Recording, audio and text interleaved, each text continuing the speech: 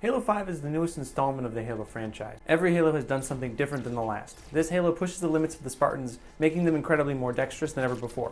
This makes Halo 5's combat the fastest we've ever seen. On release, tons of Halo veterans jumped into the multiplayer and didn't get what they expected. This game is brutally quick, and using the old methods to win games just won't work anymore. You need to rethink almost everything you've learned about Halo to truly be great at this new game. Over the years, I've made tons of Halo tips videos because I love this game and I want to teach other people about this game. As I'm recording this video, Halo 5 has been out for 3 days. I've noticed and corrected a ton of my mistakes that I picked up from older Halos, and I'm going to teach you how to correct those in this video too. Also, I'll detail some tips and tricks about how to succeed in Halo 5. So without further ado, this is how not to be a noob in Halo 5. The first step to getting really good at Halo 5 is learning the weapons and the vehicles, and the best way to do this is by playing the campaign. Most of them are actually fairly balanced, and I'm going to go over which ones are best in which situations.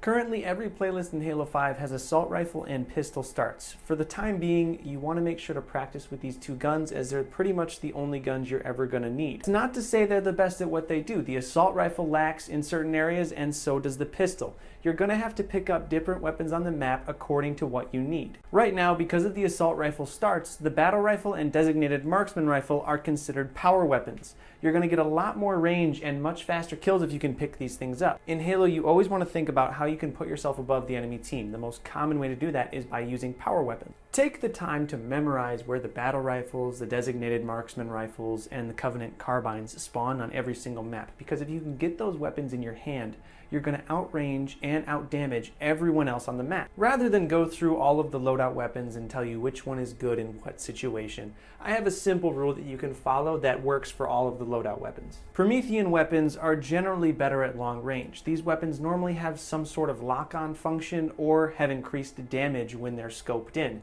making them much better at long range situations. The UNSC weapons are best at medium range. These generally have a little bit of short range function as well, but if you're a short distance away from your enemy, you're going to get the most effectiveness out of the UNSC weapon. The Covenant weapons are best in close range, and this is because they use plasma instead of bullets, and the plasma takes out enemy shields very quickly and allows you to get a quick melee in for a kill.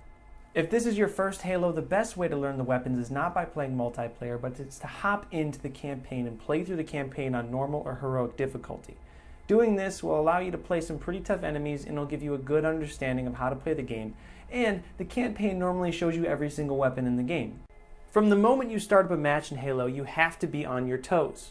Like I said in the beginning of this video, Spartans in Halo 5 are incredibly fast and dexterous. To make things even worse, compared to older Halos, the radar in Halo 5 is very short. Combine that with the fast-moving Spartans, and it means that you probably won't be able to see most enemies coming. Also, damage has been significantly increased, which makes it much harder to get away if you're being shot at. It seems like the developers didn't want us to get high kill streaks because of all these fast-moving Spartans and lack of a good radar. But what if I told you that you could use these Spartans' fast-moving abilities against them? That's right, sexy voice. Sprint is one of the biggest killers of inexperienced players because of over-sprinting.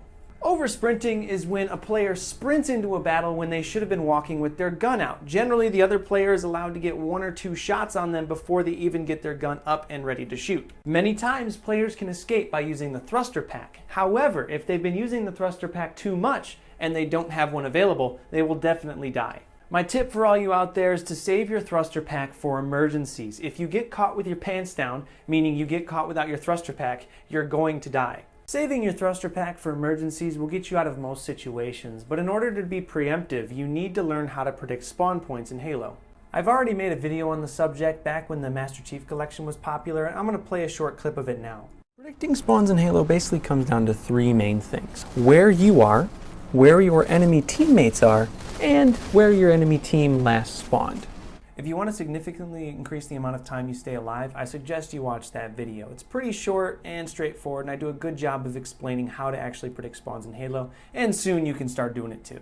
One other tip to help you dodge bullets a little bit easier and increase your dexterity is to change your button layout to either bumper jumper or hell jumper, and this basically allows you to jump with the left bumper, and it allows you to shoot and jump, and that allows you to clamber and dodge bullets a lot easier. I prefer bumper jumper over hell jumper. They're pretty much the same. The only difference is hell jumper allows you to use the smart scope a lot easier. This is a problem. Smart Scope is a crutch. It allows you to get kills easier at longer ranges. If you're always using Smart Scope, if someone good can take away your Smart Scope, they're going to always kill you. If you never use that crutch, if you use Bumper Jumper, you'll be much better off in the long run. It can also be incredibly helpful to dodge bullets by strafing. I've made a strafing guide for Halo 5 already, but I'm just going to quickly touch on some of the strafes. This is a long strafe. You don't want to do this. This is going to get you killed. You're not moving fast enough. Halo is a fast-paced game. This is a medium strafe I'm about to show you. The medium strafe is what kind of older Halo players do. It worked in older Halo games, but it doesn't work anymore. What you need to be able to do is you need to be able to do a quick strafe. And this is just flicking that left stick as quick as you can to dodge bullets as fast as you possibly can. This will also increase your accuracy because it will keep your reticle tight instead of flailing it all over the screen with the longer strafes. Your position is incredibly important when you're playing Halo. This is one of the first games I played in Halo 5. And you can tell, I'm just running around, not really taking mind to any of my positions. You see here I'm on the bottom of the map, and that is the worst thing you can do in Halo. Absolute worst thing you can do in Halo is be on the bottom of the map, because there's incredible height advantage in Halo. If you want to win in Halo, you need to be on the highest point of the map with the power weapons. If you can do that, you will win. It doesn't matter how good you are. If you're on bottom, you're going to get shot from up top, and you're going to end up dying. This is an example from the same game of good position. I'm on the same level as my enemies. They might be a tiny bit higher, but it's not crazy. I also have this nice little cover here, and I'm a good distance away from my enemies, and I have my pistol out, which is my medium range weapon. Everything that I'm doing right now is correct. One thing you need to make sure that you're always aware of in Halo 5 is the fact that teamwork is incredibly important. Because the Spartans are so fast, they're able to move around the map very quickly and respond to their friends' needs whenever they need them. After I got this nice double kill, I should have realized that the enemy team will know exactly where I am after I kill 2 of their players, especially if they're talking. Here I go for the third, I end up getting him, but I instantly die because their entire team at that point knew exactly where I was and they could respond to it. If you look at my death cam, you'll also see that my team was nowhere around me. I was completely separated from my own team. It was all well and good that I got those first 2 kills, but I shouldn't have pushed up to an area where my team couldn't help me to get the third. One of the biggest mistakes good players make is they start to get disheartened when they're not number 1 on their team. This makes them push up more and push up harder, which makes them die more. It's a snowball effect that adds to the frustration, and it happens to me all the time. Remember that ranking up in Halo 5 is all about wins. If you play smart rather than playing overly aggressive, you're going to end up winning more. Whether you're in it for a high rank or you just want to impress your friends, being good at Halo is a difficult thing to do. It's a tough game. With anything, if you want to be good at it, you have to practice. If you want to be good at Halo, you can't just watch my videos. You have to go into matchmaking and play. These videos exist because I want to show you a different perspective of how I look at Halo.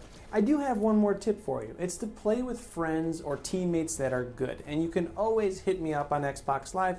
My gamer tag is TheNotable. I'll be happy to play with anybody that sends me an invite. Also, if any of you send me your gameplay, I will look over it and make a video on it, showing you what you did right and wrong.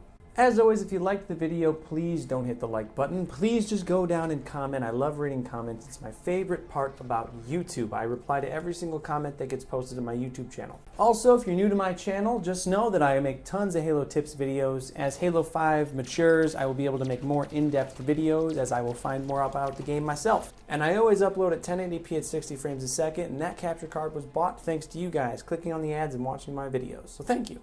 Anyway, that's all for today. Hope you enjoyed the video. Make sure to comment down below if you have any questions. Bye-bye.